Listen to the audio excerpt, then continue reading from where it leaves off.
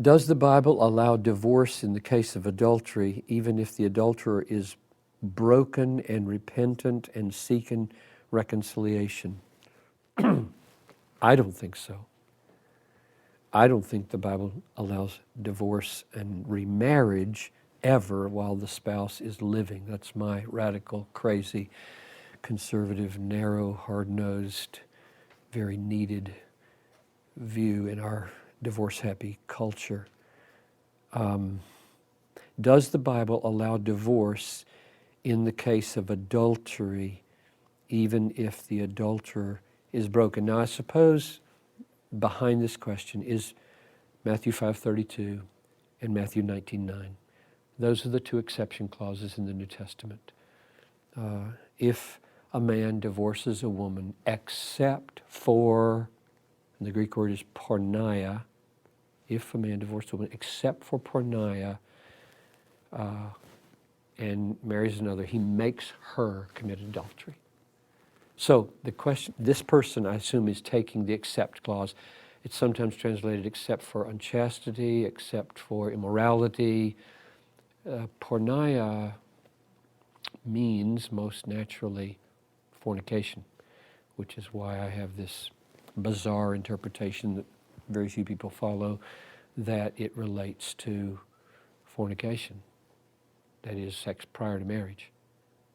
In other words, Jesus is not saying when he forbids divorce and remarriage that a sexual sin before marriage should keep you from marrying. And he did that because Joseph and Mary were in that situation in Matthew, and that's where these exception clauses occur. At least Joseph thought she was in that situation. So he's going to put her away and not marry her because he was a just man and didn't want to marry. And Jesus is saying, I don't have that situation in mind when I forbid divorce. So I don't think there is an exception for adultery in the New Testament, which means that especially if the adulterer were repentant, which is what this question is saying, does the Bible allow divorce in the case of adultery even if the adulterer is broken and repentant? And I suppose my main argument here, just leave aside all the disagreement with what I just said, because most everybody disagrees with me on those. Go to Ephesians 5 and say, husbands, love your wives as Christ loved the church. Well, has the church ever committed adultery? Like daily?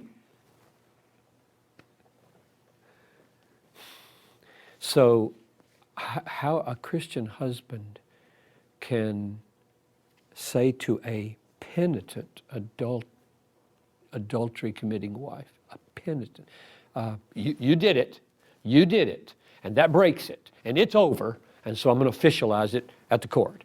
I don't see how any Christian husband can talk that way, can feel that way toward a broken and repentant. And I think even if she isn't broken and repentant, he should wait and pray and pray. That is a hard teaching. And marriage, just throw out a little thing here.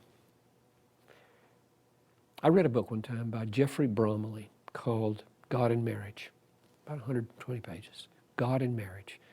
And it's just God, the Trinitarian God in the Old Testament and marriage, the Trinitarian God in the New Testament and marriage. And he pointed out something. He said, in the Old Testament, every marriage is a rotten marriage. They're all painful. He just took every patriarch, just so horrible they were. You got polygamy involved. You got Hagar, concubines involved. You got, every marriage you look at in the Old Testament is horrible. Hosea. And there is no divorce anywhere in the Old Testament among patriarchs. They all endured. They all gutted it out. It was just a mess. It was just horrible. And God ultimately never divorces his people. There are separations. She goes into exile in Babylon. And you get divorce-type language. I'll get to be careful in Jeremiah when it says he gave her a bill of divorcement. Not really. He sent her away, and then he went and said, my heart grows warm for you. I'm taking you back. And then Hosea illustrates that by go marry a prostitute. It was really quite powerful for me at a certain stage in my marriage to hear Bromley point out with illustration after illustration how many bad marriages there were in the Old Testament and how none of them ended in divorce.